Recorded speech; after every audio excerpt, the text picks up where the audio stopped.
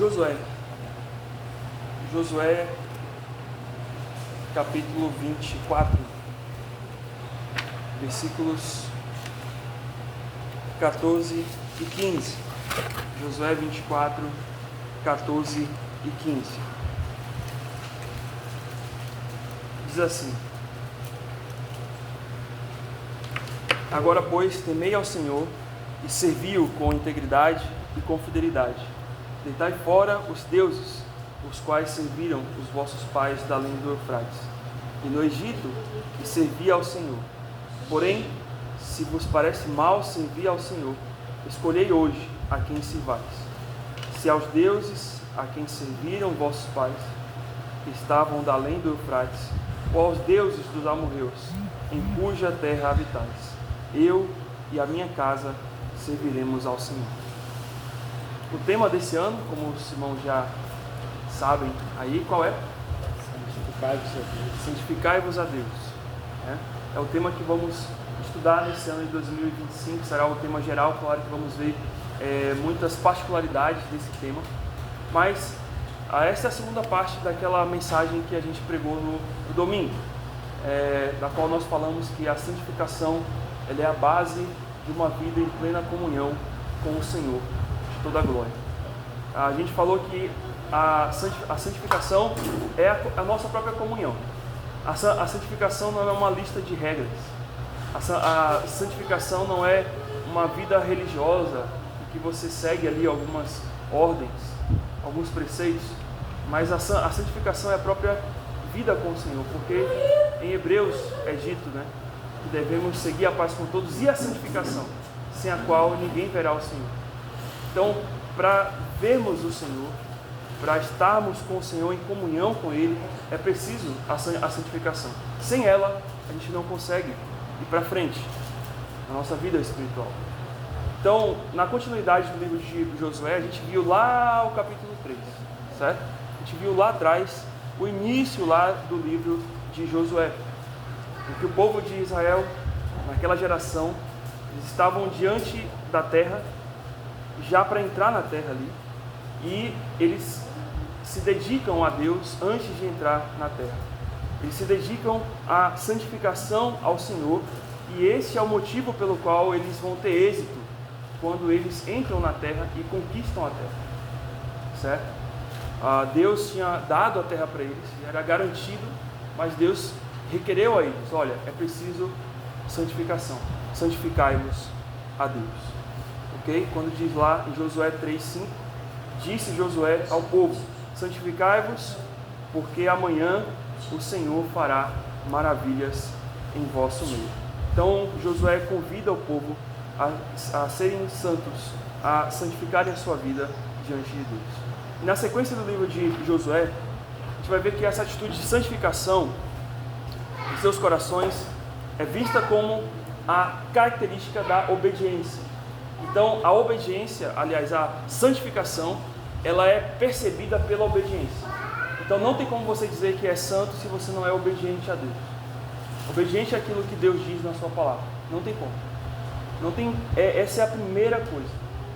Você não pode dizer que é santo, mas vive uma vida longe do que Deus te pede para fazer. Não tem sentido isso.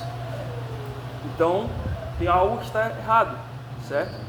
E a gente vai notar em Josué 11:15 que eles cumpriram tudo o que Deus tinha ordenado ali durante aquele trecho da terra. Josué 11:15 nos diz assim: veja o que esse povo, depois de estar ali conquistando a terra, que marca ali, o livro de Josué, quando é dito assim: como ordenara o Senhor a Moisés, seu servo, assim Moisés ordenou a Josué, e assim Josué o fez. Nem uma só palavra deixou de cumprir de tudo o que o Senhor ordenara a Moisés. Então note que o Senhor tinha ordenado a Moisés como o povo tinha que viver dentro da terra, o que eles tinham que fazer dentro da terra, como é que seria o momento em que eles entrariam naquela terra. E Josué pegou isso de Moisés, ordenou ao povo, e eles cumpriram, e é dito, cumpriram tudo o que o Senhor ordenara a Moisés. Então, a gente percebe que não foi só um momento lá atrás. Não foi só um dia de culto em que talvez você já se dedicou a Deus e depois, nos dias seguintes, tudo voltou ao mesmo lugar. Mas eles entraram na terra e eles passaram ali tempo para tomar aquela terra. Eles levaram tempo ali para poder, anos até, para conseguir finalizar a conquista de toda a terra. E ao longo desse tempo, eles cumpriram obedientemente a Deus, a tudo que Ele havia ordenado. Então note que é diferente muitas vezes de que a gente faz, né? A gente ouve uma mensagem maravilhosa, um culto, né, maravilhoso, Deus falou ao meu coração, mas no dia seguinte, tudo volta a ser como era antes. Então não é esse tipo de santificação. Não é esse tipo de santificação de alegria momentânea que Deus pede, mas de perseverança, de continuação. Okay? Obviamente, eles também enfrentaram dificuldades no meio do caminho. Não foi só, o livro, claro, narra muitas bênçãos, muitas maravilhas que Deus fez, mas não foi só isso. Teve problemas também. Em Josué 7, versículo 1, é dito que houve uma derrota durante a conquista da terra, a derrota de Ai, em que, por conta que eles haviam desobedecido a Deus, Deus não permitiu que eles conquistassem Ai naquele momento. Então note o versículo 1 de Josué capítulo 7. Prevaricaram os filhos de Israel nas coisas condenadas, porque Acã, filho de Carmi, filho de Zabdi, filho de Zera, da tribo de Judá, tomou das coisas condenadas. A ira do Senhor se acendeu contra os filhos de Israel. O que eles fizeram aqui? Claro, a gente vai ver em detalhes, mas eles prevaricaram, né, nas coisas condenadas. Ou seja, naquilo que Deus tinha dito que não era para tocar, né, ou aquilo que Deus disse que não era para tomar para si, eles foram lá e subverteram a ordem de Deus. Eles fizeram o contrário ao que Deus tinha dito. Eles não seguiram a ordem de Deus. E qual foi esse pecado? E aí nós vamos ler lá nos versículos 10 a 13, né? Em que é dito, né, o que aconteceu com eles, o que foi esse pecado. Então disse o Senhor a Josué: levanta-te. Josué, depois ele se prostra, ele chora, porque 35 homens haviam sido feridos, né, mortos na batalha de Ai, e o povo perdeu aquela batalha, e Josué chora por conta disso, e Deus fala para ele: levanta-te, porque estás prostrado assim sobre o rosto? Israel pecou e violaram a minha aliança, naquilo que eu lhes ordenara, pois tomaram das coisas condenadas e furtaram e dissimularam, e até debaixo da sua bagagem o puseram, pelo que os filhos de Israel não puderam resistir aos seus inimigos. Viraram as costas diante deles, porquanto Israel se fizera condenado. Já não serei convosco, se não eliminardes do vosso meio a coisa roubada. Dispõe-te, e note o que Deus vai falar aqui. Santifica o povo, e dize: santificai-vos para amanhã, porque assim diz o Senhor, Deus de Israel: há coisas condenadas no vosso meio, ó Israel. Aos vossos inimigos não podereis resistir, enquanto não eliminardes do vosso meio as coisas condenadas. Então note que Deus é claro aqui, não é? Tinha um problema, Deus deu uma ordem, e o problema aqui foi porque eles tomaram uma coisa que Deus disse que eles não poderiam fazer, e era o quê? Os despojos. Deus ordenou, falou: olha, os primeiros despojos, como a gente vai ver mais na frente aqui, vocês não vão guardar para vocês vão guardar para mim, vocês vão consagrar prata e ouro para mim. As coisas que vocês pegarem dos inimigos após a batalha, vocês vão guardar para mim. Eles foram lá e eles tomaram para si, em específico, uma pessoa, Acã. E a gente pode pensar também na sua família também que estava por trás disso, porque a condenação veio sobre toda a casa. E por conta disso, o que Deus disse a eles? Olha, vocês estão em pecado, vocês estão condenados, porque vocês não seguiram o que eu disse. E por conta disso, vocês precisam o quê? Se santificar. E aqui note que ele diz, né? Vocês precisam eliminar do vosso meio, tirar o problema, tirar a coisa que está gerando esse problema, que está impedindo que vocês vençam as batalhas. Irmãos, isso aqui é claro. Eu estou falando grego aqui? Eu estou falando grego. O Senhor, Ele age assim. Não tem como você, Senhor, eu quero a vitória, Senhor, eu quero a bênção, mas você está andando em desgraça diante de Deus, em condenação diante de Deus. Não tem como Deus mudar a sua vida. Eu até estava falando com alguns irmãos ontem. Se você quer andar do seu jeito e querer que Deus faça aquilo que você quer, então Deus é um garçom. Não é o seu Senhor. Não é o seu Deus. Isso não pode existir no povo de Deus, no meio de Deus, porque isso enfraquece o coração do povo de Deus. Isso afasta o povo de Deus. E aqui Deus queria que esse povo se santificasse a Ele. Ok? E aí a gente vai perceber que Deus vai tratar essa questão ali deste pecado. Mas note, Deus ele falou que Deus nunca nos ordena algo que Ele não diz. E aí se você nota ali no capítulo 6, versículo 18 a 19, você percebe que Deus tinha ordenado a eles exatamente isso, né? Tão somente guardai-vos das coisas condenadas, para que, tendo-as vós condenado, não a tomeis, e assim torneis maldito o arraial de Israel e o confundais, porque toda a prata e o ouro e utensílios de bronze e de ferro são consagrados ao Senhor, irão para o seu tesouro. Então, note que Deus tinha pedido isso ao povo. Olha, não guardeis os despojos de guerra, pelo menos ali na batalha de Jericó, né? Não guardem isso para vocês, mas guardem isso para Deus, consagrem isso a Deus, né? Deus tinha dado essa foi a ordem. E aí no fim das contas, o que aconteceu? Aí volta lá para Josué 7, 24 a 26, alguém vai lá e não cumpre a ordem de Deus. Josué 7, 21, ele diz 20, diz assim: respondeu Acã a Josué e disse: verdadeiramente pequei contra o Senhor, Deus de Israel, e fiz assim e assim, quando vi entre os despojos uma boa capa babilônica e 200 ciclos de prata e uma barra de ouro do peso de 50 ciclos, cobicei-os e tomei-os, e eis que estão escondidos na terra, no meio da minha tenda, e a prata por debaixo. Então note que Deus tinha ordenado que eles não tomassem aquilo, a prata e o ouro, e o cara foi lá e fez o quê? Tomou a prata e o ouro, e ainda tomou uma capa babilônica. Então, irmãos, isso mostra, né, que nós, mesmo ouvindo a voz de Deus, e por isso que eu estou pregando aqui, mesmo ouvindo, mesmo você vai ouvir, mas você vai chegar em casa e você vai ser tentado, você vai ser cobiçado a fazer o que eu estou acabando de dizer aqui da palavra de Deus para você não fazer. Você vai ser tentado a pecar. Por isso que você precisa constantemente ter a palavra aos seus olhos e aos seus ouvidos, para que você não permita que o pecado entre na sua vida. Por isso que é chato o devocional, por isso que é chato você ler a palavra, por isso que é chato você orar, porque confronta o seu pecado, porque confronta o seu coração.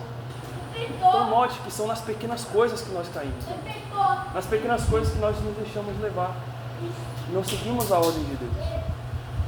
E o que acontece depois? Josué, o capítulo 7, 24 a 26, é dito: então Josué e todo o Israel, depois que Acã confessa a sua culpa, ele diz: tomaram Acã, isso foi Deus que ordenou, né? Filho de Zera, e a prata, e a capa, e a barra de ouro, e os seus filhos e as suas filhas, e os seus bois, e os seus jumentos, e as suas ovelhas, e a sua tenda, e tudo quanto tinha, e levaram-nos ao vale de Jacó. E disse Josué: por que nos conturbaste? O Senhor hoje te conturbará. E todo o Israel fez o quê? O apedrejou. E depois de apedrejá-los, queimou-os. E levantaram sobre eles um montão de pedras, que permanece até o dia de hoje. Assim o Senhor apagou o furor da sua ira, pelo que aquele lugar se chama o Vale de Jacó até o dia de hoje. Esse é o mesmo Deus que colocou Cristo na cruz para o teu pecado. terrível nessa passagem, né? Que Deus mal, por que ele fez isso? A gente poderia pensar, né? Porque Deus mandou essas pessoas morrerem, serem apedrejadas e queimadas. O problema não é Deus, o problema sou eu e você, nós somos pecadores. Deus podia nos exterminar aqui agora, e ele não seria injusto em fazer isso.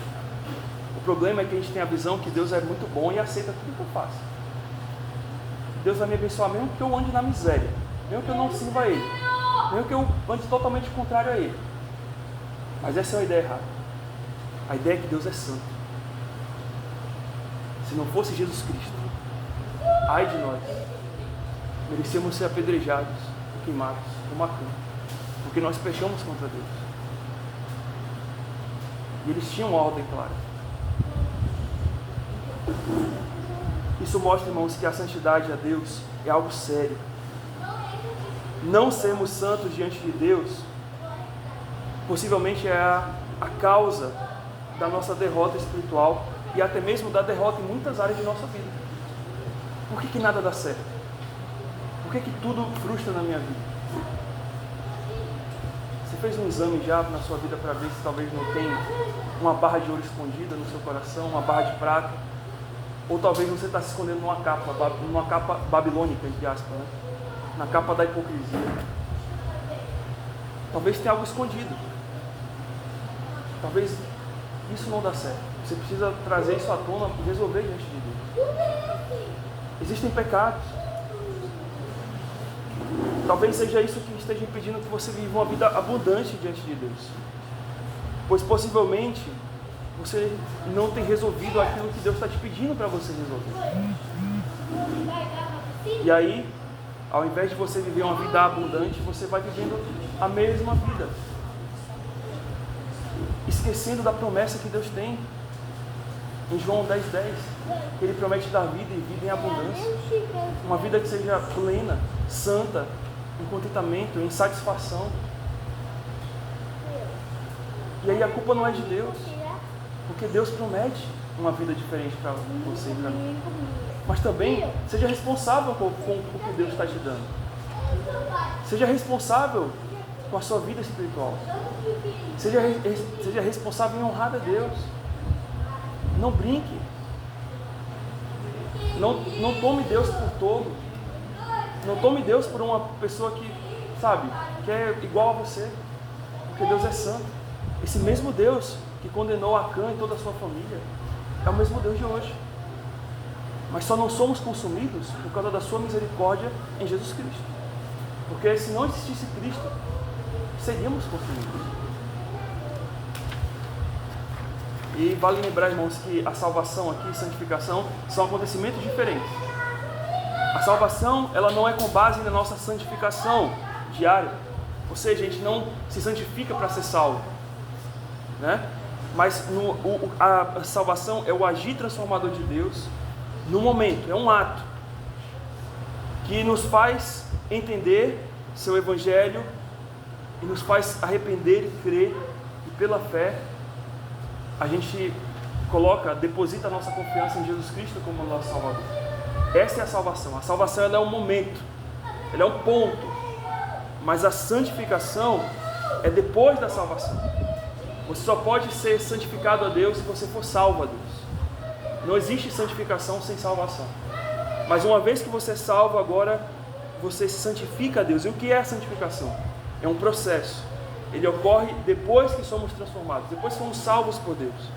E agora, depois feitos filhos de Deus, esse processo, ele abrange o afastar-se do pecado, o afastar-se de tudo aquilo que me afasta de Deus, e eu me aproximo agora a Deus. E isso diariamente. É um progresso na minha vida. Vão ter momentos que eu vou me santificar a Deus, eu vou estar bem, e outros momentos não tão bem. Mas eu vou progredindo.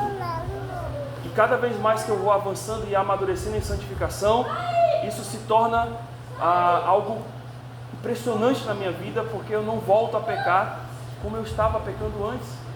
Com toda certeza, quando você conheceu a Cristo, você tinha uma vida, você tinha vícios, você tinha coisas na sua vida que precisavam ser tiradas, pecados.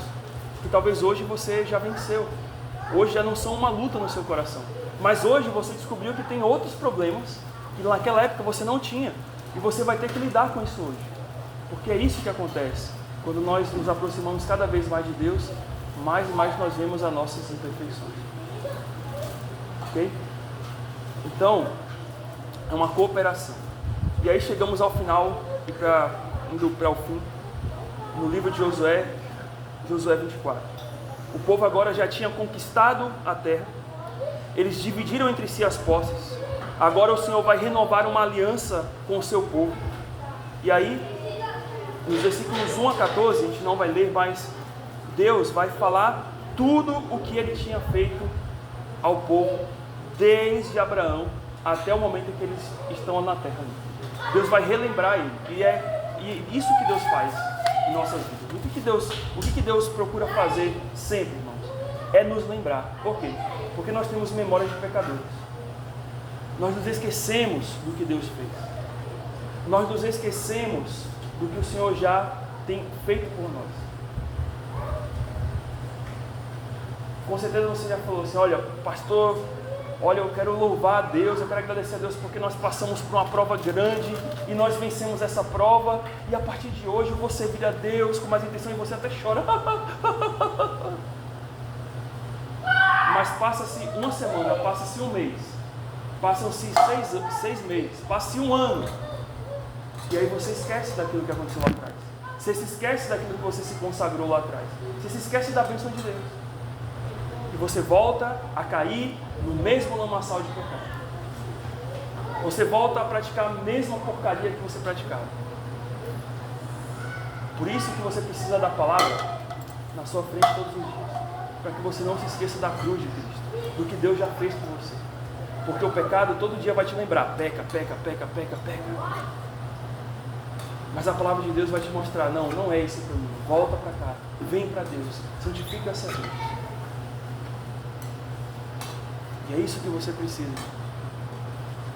E Deus vai fazer isso com eles. Deus vai lembrar o que ele fez lá desde Abraão, chamando Abraão até aquela terra, chamando Abraão servia a outros deuses lá do Eufrates.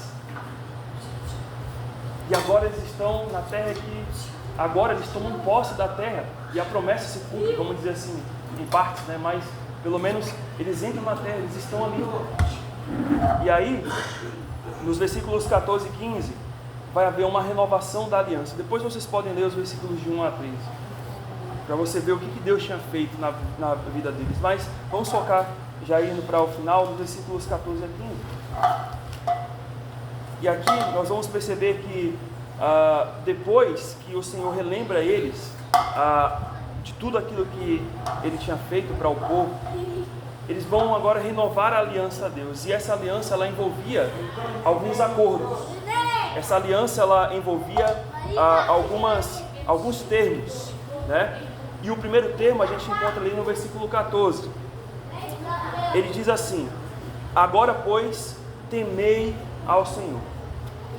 A primeira parte aqui dessa aliança é: se vamos ter uma aliança com o Senhor, com esse Deus que tirou Abraão lá da além do Eufrates e trouxe com o seu povo, os seus filhos, os outros patriarcas até aqui a terra, é que nós precisamos ter reverência a Deus.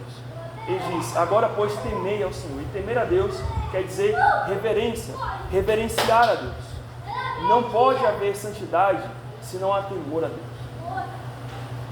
Na verdade, todos os nossos pecados, a causa dos nossos pecados, ou no final de tudo, é a falta de temor.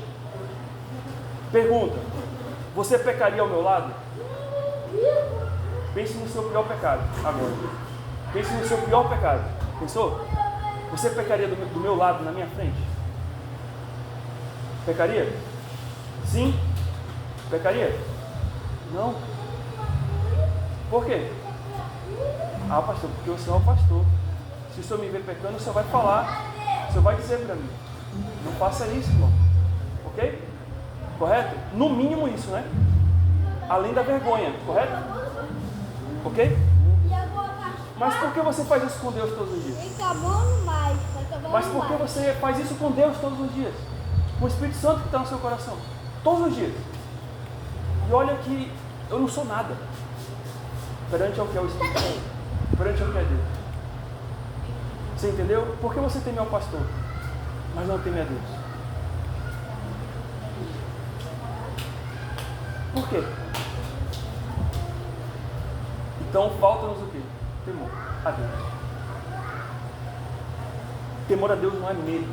Talvez você tema a mim por causa de medo, da repreensão que eu possa... Mas temor a Deus é muito mais. O temor a Deus envolve você olhar para tudo que Deus tem feito. Imagine, Deus te abençoar, Deus cuidar de você, Deus te dar a vida, a saúde, a respiração, o alimento, o trabalho, e você cuspir na cara de Deus com o seu pecado. É isso que nós fazemos. Por isso que santificação é algo sério. Por isso que é preciso ter reverência, porque na reverência há gratidão. Na reverência a gente não só teme, eu temo a Deus porque Deus pode tirar de mim alguma coisa, Deus pode me dar uma disciplina. Não é só por isso. Você teme a Deus porque você é grato pelo que Ele é, pelo que Ele faz na sua vida. E no fim de tudo, precisamos de ter reverência à pessoa de Deus. Isso não é brincadeira. Talvez você está perdendo de ter bênçãos maravilhosas na sua vida porque você não teme a Deus. Você não tem temido a Deus. E você leva a vida reclamando porque não teme a Deus. Isso é sério, meus irmãos. Provérbios 9:10 diz que o temor do Senhor é o princípio da sabedoria. Você quer ser sábio? Pastor, eu quero ser sábio. Pastor, eu quero ser inteligente, eu quero ser sábio diante de Deus. Você quer mesmo? Então, reverencia a Deus com a sua vida. Tema a Deus. Para de ver o que você está vendo. Para de fazer o que você está fazendo. Para de ouvir o que você está ouvindo. Reverencie-se a Deus. E você vai ser sábio. E o conhecimento do santo é a prudência. Aqui ele compara, né? O temor com a prudência. Você quer ser prudente na vida? Você quer fazer as coisas certas na vida? Então tema a Deus. E depois ele nos chama para um outro detalhe aqui nessa aliança. Não só a reverência, mas o versículo 14 continua e diz assim: agora pois temei ao Senhor e servi-o com integridade e fidelidade. E aqui é chamado aqui o povo a se consagrar, a consagração, a se consagrar diante de Deus, a consagração. Serviu com integridade e com fidelidade. O que é integridade? Exatamente, né? É você servir na inteireza, no total da sua vida. E diz respeito também a uma característica de honestidade, a não ficar dividido. Uma parte da minha vida é Deus, outra parte da minha vida é a minha vontade, o mundo. Não é ser, como a gente brinca, né? Eu até falei, não é ser como o crente Raimundo, né? O que é o crente Raimundo? Um pé na igreja e um pé no mundo, né? Você está dividido, você está no meio do muro, né? Eu estou lá e estou aqui, estou lá e estou aqui. Um domingo no mundo, um domingo na igreja. Um domingo no mundo, um domingo na igreja. Integridade não é isso. Integridade é ser honesto, é ser justo, é não se corromper. Já viu escrito na embalagem do leite, leite integral? O que é o leite integral? É um leite que não é misturado. É o leite que não tem substância ali, é o leite puro, né? A gente sabe que talvez o de caixinha não é tão puro, né? Mas mentira. O puro é o que sai da vaca ali na hora. Mas eles falam que é integral, né? Mas a integralidade é isso, que não há uma mistura, não há um aditivo. Não tem um chocolate ali dentro. Não tem um Nesquik ali dentro. Não tem nada que contamine aquele leite ou que mude aquilo que aquele leite é. Se você coloca Nescau no leite, o que acontece? Vira leite? Fica leite ainda? Não. Fica leite com... ou a gente chama Nescau. Né? Ok? Então, integridade é isso. É o caráter que é honesto, que é justo, íntegro, por inteiro. Que não há mudança, não há variação. E fidelidade. Ele fala, é a atitude de quem cumpre ou honra com o que fala, com o que se compromete. E a palavra do crente tem que ser o quê? Sim, sim, não, não. Se é amanhã, é amanhã. Se é hoje, é hoje. E para Deus é assim. A integridade e a fidelidade. certo? É a atitude de quem se compromete com o Senhor, com quem se comprometeu. Irmãos, se entre nós, se entre as pessoas, né, às vezes a gente é infiel, quanto mais a quem a gente não vê que é Deus. Então isso é algo sério também. Então aqui é chamado a servir consagrado, e essa consagração envolve integridade e fidelidade. Entregar a Deus o que lhe é devido. É isso que Deus pede. Entregar a Deus o que lhe é devido. E o que é devido a Deus? Pense em alguma coisa que é devido a Deus. Pastor, o que é devido a Deus, pastor, eu acho que é o meu dízimo. É a minha oferta que é devido a Deus. É isso? É isso? É só isso? É a sua? É a sua vida. O servir aqui não é só servir no culto. Nem tinha igreja nessa época, como nós conhecemos hoje. Mas é o servir a Deus com a vida. Serviu com integridade. Serviu com fidelidade. É a sua própria vida. Salmo 18, 25 a 27. Ele nos diz: para com o benigno te mostras benigno, com o íntegro também íntegro, com o puro te mostras, com o perverso inflexível. Porém tu salvas o povo humilde, mas os olhos altivos tu os abates. Então Deus, ele tem uma promessa para aqueles que são fiéis e são íntegros. Deus se mostra fiel ao que é fiel. Até mesmo quando a gente é infiel, ele também é fiel, mas ele se mostra fiel quando a gente é fiel. Ele se mostra benigno, bom, quando a gente busca fazer a boa vontade dele. Ele se mostra puro para com aqueles que se purificam diante dele. Mas, para aquele que é perverso, esse não tem salvação. Para aquele que continua com a sua dura serviço, para esse que continua sem se importar com Deus, colocando Deus de qualquer jeito de lado, ignorando a Deus, esse o Senhor o abate. E por último, há um outro detalhe aqui nessa aliança que o povo faz com Deus, que é a exclusividade. Reverência, consagração e exclusividade. Versículos finais ali do 14 e 15. E ele fala: deitai fora os deuses aos quais serviram os vossos pais da além do Eufrates e no Egito, e servi ao Senhor. Porém, se vos parece mal servir ao Senhor, escolhei hoje a quem servais. Se aos deuses a quem serviram os vossos pais, que estavam da além do Eufrates, lembra de Abraão, né? Saiu de lá. Ou aos deuses dos amorreus, em cuja terras habitais, ou aos deuses daquela terra que eles estavam. Né? E no final, Josué fala: eu e a minha casa serviremos ao Senhor. E aqui, a gente percebe que Deus nos chama na sua palavra aqui a não dividir a glória com ninguém. Não há duas escolhas. Aqui a escolha de Josué, ou a escolha que Josué propõe ao povo é: olha, você tem duas escolhas aqui. Vocês querem servir aos deuses do passado e aos deuses do presente? Ou vocês querem servir ao Deus verdadeiro, ao Senhor, que livrou vocês do Egito, que tirou vocês da servidão e que colocou vocês em boa terra? Deus não divide a sua glória. A palavra do Senhor fala em Mateus 6,24 que nós não podemos servir a dois. Por quê? Porque lá diz: porque ou há de aborrecer-se de um, ou há de amar ao outro, ou há de se devotar a um e desprezar ao outro. Então é impossível um crente servir a Deus e servir aos ídolos do seu coração. Porque ou você vai estar servindo a Deus, ou você vai estar servindo os seus ídolos. Ou no fim de tudo, até pastor, mas eu estou indo na igreja. Você pode vir na igreja. O seu corpo pode estar presente, mas o seu coração está lá no ídolo. Isso não vai adiantar. Porque não tem como servir a dois senhores. Tanto aqui em Josué 24, quanto lá em Mateus 6. É a mesma coisa aqui. Parece que o Senhor só mudou, né, as palavras aqui, colocou de uma outra maneira para dizer isso. Que Deus, no fim das contas, quer de nós o quê? Exclusividade. Não tem como você estar na safadeza e depois vir com a cara toda bonitinha para Deus e orar e Senhor, cara de hipócrita, sujo. Não tem como. Ou é Deus,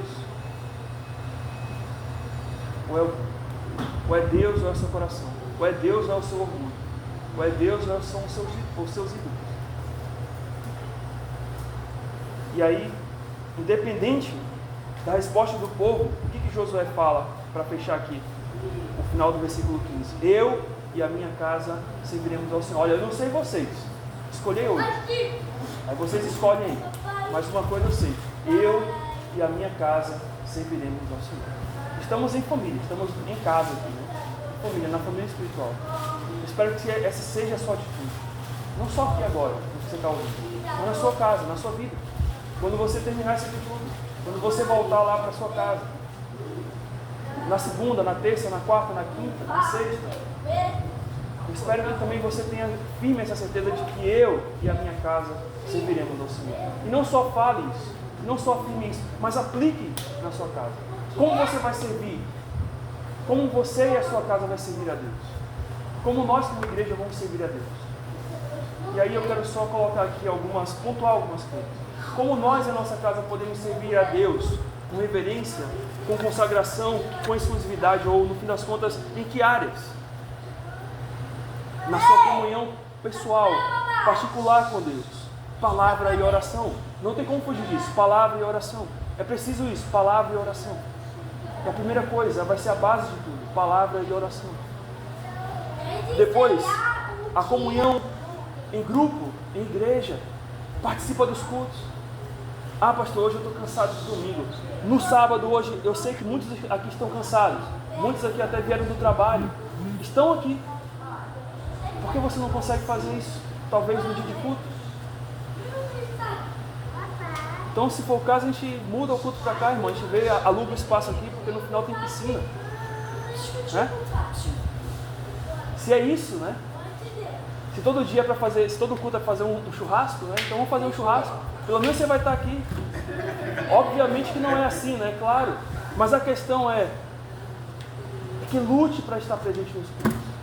Porque vai acontecer de tudo para que você não esteja. Ok? Comprometa-se no seu casamento, no seu lar. Reveja como é que está sendo o seu casamento. Reveja como é que está a situação do seu lar. Se organize, se planeje. Tenha pureza moral, sexual. Trabalhe os seus olhos, trabalhe o seu coração, os seus sentimentos. Lute com isso também. Busque ajuda. Mude o seu linguajar. Mude a maneira que você fala. As flechas que você lança contra as pessoas. Altere a sua... Tenha um falar santo. Mude a sua saúde física, né? O seu comer, atividade física. Isso ajuda. Talvez o problema, irmãos, que você está cansado, é porque você não está se exercitando. É porque você não está comendo bem. Você está comendo porcaria no sábado e no domingo você quer vir para o culto e dar a Deus o quê? Um sono para Ele? Um cochilo? Mude a sua vestimenta. Mude a maneira como que você veste. Veja se as suas camisas têm escrito alguma coisa que desagrada, desabona o nome de Deus. Porque até na vestimenta você também prega para as outras pessoas. Você mostra quem você é diante de Deus. Na sua diversão, onde você vai? No que você se diverte? Será que Deus estaria do teu lado ali? Em outras palavras, será que o pastor estaria do teu lado, né? Talvez isso deve ter um peso maior agora, né? Mas será que, mas no fim das contas, será que Cristo estaria do teu lado, aonde você se diverte? Né? No seu trabalho, como é que você é no seu trabalho? É desonesto? É honesto? Você bate o seu ponto certinho? Ou você bate 5 minutos de café ali só para poder, né? 5 minutos de banheiro, né? Depois pontua ali a sua hora. Só supondo aqui, mas não sei que. O que você faz no seu trabalho? Nas finanças. Isso aqui é importante. Ah, pastor, não tenho dinheiro. Ah, pastor, não consegui ofertar a Deus nesse mês. Por quê? Por quê? Olha a conta. Era para consagrar a Deus, né? Mas guardou para si. E o que aconteceu? Então consagre a Deus isso daí também. Talvez isso está errado. Em Provérbios fala que temos que honrar a Deus com as primícias de toda a nossa renda, para que se enchem os nossos celeiros. Será que não é isso? As redes sociais. O que você tem postado? O que você tem visto nas redes sociais? O que você tem consumido nas redes sociais?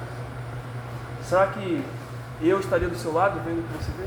Ou melhor, será que Deus, né? O Espírito Santo e os seus relacionamentos? Irmãos, são coisas assim várias, né? São coisas variadas, são coisas assim, sabe? Pastor, é muita coisa, pastor, isso é muita área que eu tenho que me santificar. É, mas é o que Deus te pede. E é o que vai mudar a sua vida. Então faz isso, Deus. Faz isso. Note que é sério a santificação. Santificar-se a Deus não é qualquer coisa. Santificar-se a Deus não é uma oração de 5 minutos, pedindo que Deus me santifique e ponto final. E depois você volta a fazer tudo o que você faz. Santificar a Deus são atitudes. É você se policiar. É domínio próprio. É você mudar a sua postura. Amém? Que você diga, não só da sua boca, mas com as suas atitudes: eu e a minha casa serviremos ao Senhor. Eu e a minha igreja serviremos ao Senhor. Amém? Vamos orar, Deus. Senhor Deus, muito obrigado, Pai, pela tua palavra. Ela nos chama, Deus, a fazer aquilo que é correto diante do Senhor. Porque o pecado, Deus, ele nos faz, ele nos tira de uma comunhão plena com o Senhor. Ele deseja nos afastar, ele deseja nos esfriar. O nosso coração é enganoso. O nosso coração, ele nos auto-sabota. O nosso coração deseja achar um jeitinho para não ouvir a tua voz, para não se concentrar na tua palavra, para que essa palavra não esteja no nosso coração e perdure durante o andar de nossa vida. Mas o Senhor não brinca, Deus. O Senhor nos chama a uma consagração, a santificação, a algo que seja sério. Que o Senhor aplique isso ao nosso coração, não só aqui nesse momento, que ouvimos essa mensagem, essa palavra, mas também no decorrer dos nossos próximos dias. No decorrer desse ano, uma vez que é o tema da nossa pregação, uma vez que é o tema das mensagens, dos estudos desse ano, envolverá a santificação. Que o Senhor nos santifique verdadeiramente, Deus, genuinamente, que o nosso coração esteja disposto a isso. No nome de Cristo, te pedimos, arranca a hipocrisia, arranca as amargas, nos faz voltar nossos olhos a Ti, confessar nossos pecados, colocar uma vida que seja santa diante de Ti e também das pessoas, para que vejam as nossas boas obras, glorifiquem a Ti. No fim das contas é isso. No fim das contas o Senhor busca isso. Pecadores conheçam a Ti através do nosso andar, através do nosso procedimento, e em tudo o Teu nome seja glorificado. Em nome de Jesus Cristo nós oramos. Amém.